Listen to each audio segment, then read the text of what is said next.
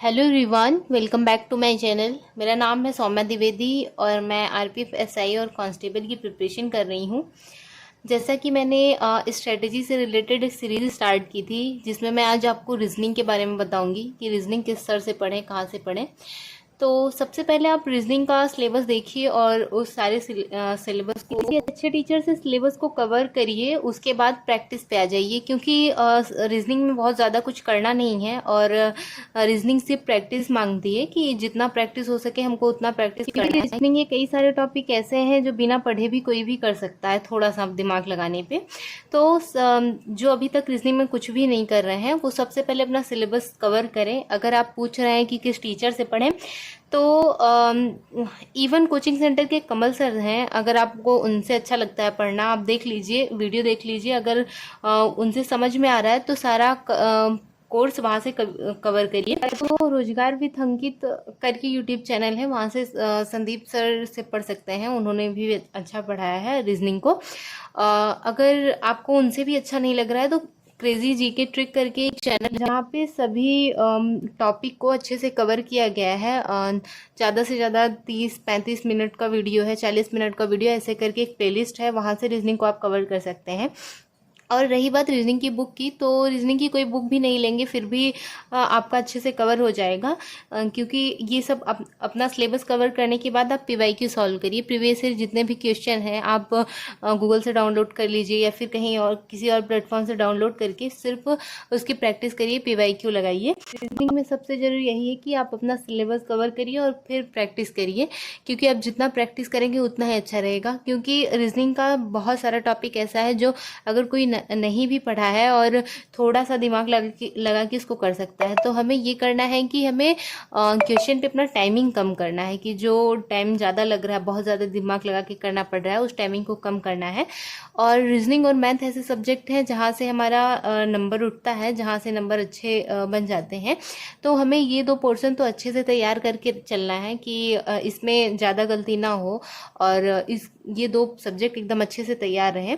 तो आप इन तीनों टीचर से पढ़ सकते हैं, या फिर एक पीयूष पार्सने सर हैं, वो भी बहुत अच्छा पढ़ाए हैं, आप उनसे भी पढ़ सकते हैं। वो पूरा डिटेल में पढ़ाए हैं और यूट्यूब पे उनकी क्लास भी अवेलेबल है सारे टॉपिक की, तो आप उनसे भी पढ़ सकते हैं।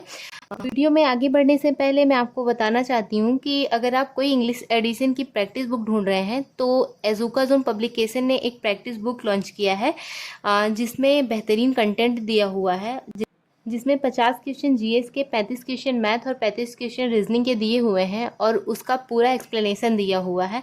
इसमें 20 प्रैक्टिस सेट है और 5 सॉल्व पेपर और 2500 प्लस क्वेश्चन दिए हुए हैं, जिसका डिटेल में एक्सप्लेनेशन भी दिया हुआ है।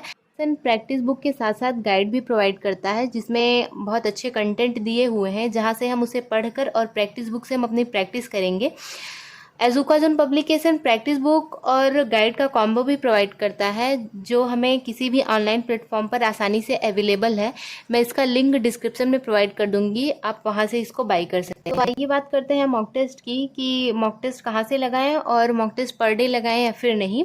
तो मॉक टेस्ट टेक्स्ट बुक या RWA के प्लेटफॉर्म से लगा सकते हैं, या फिर आपके पास कोई और भी प्लेटफॉर्म अवेलेबल है तो वहाँ से दे सकते हैं।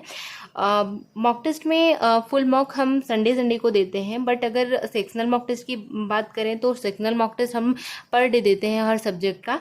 तो रीजनिंग का भी हमें per day sectional mock test देना है। पीवाईक्यू आप पर डे लगा पा रहे हैं तो एक पेपर पर डे लगाइए, बट अगर नहीं लगा पा रहे हैं तो टेक्स्ट बुक में सेक्शनल मॉक टेस्ट एक मॉक पर डे दीजिए, और यही आपका रीजनिंग का रिवीजन है। अगर आपका सिलेबस कवर हो गया है, पर डे एक सेक्शनल मॉक टेस्ट दीजिए, उसके बाद मॉक टेस्ट देने के बाद उसे अच्छे से एनालाइज करिए कि हाँ किस तरह की क्वेश्चन में ज़्यादा गलती हो रही है, और उस चैप्टर को आप फिर से रिवाइज करिए एक बार। तो इस तरह आप रीजनिंग को अच्छे से कवर कर सकते हैं। बट रीजनिंग के लिए पर डे एक सेक्शनल मॉक टेस्ट देना जरूरी है। अगर आप नहीं दे रहे हैं तो आप एक पेपर प्रीवियस ईयर जरूर सॉल्व करिए।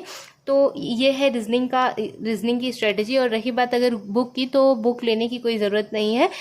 इतना सब कुछ, इतना कंटेंट अवेलेबल है पीवाईक्यू और मॉक टेस्ट की बुक लेने की कोई अलग से ज़रूरत नहीं है। तो आप ये इतना करिए और आपका रीजनिंग बहुत अच्छा हो जाएगा।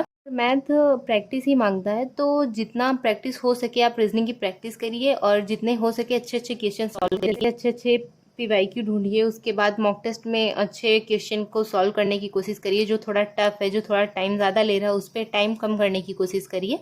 तो रीजनिंग में आप इस तरह अच्छा स्कोर कर सकते हैं। इस तरह आप रीजनिंग में अच्छा स्कोर कर सकते हैं। अगर आपके पास इससे भी अच्छी कोई स्ट्रेटेजी है तो उसको फॉलो करिए। अगर ये आपको हेल्पफुल लगे तो आप इसको ज़रूर फॉलो करिए। Thank you so much video को देखने के लिए, मुझे सपोर्ट करने के लिए। Thank you.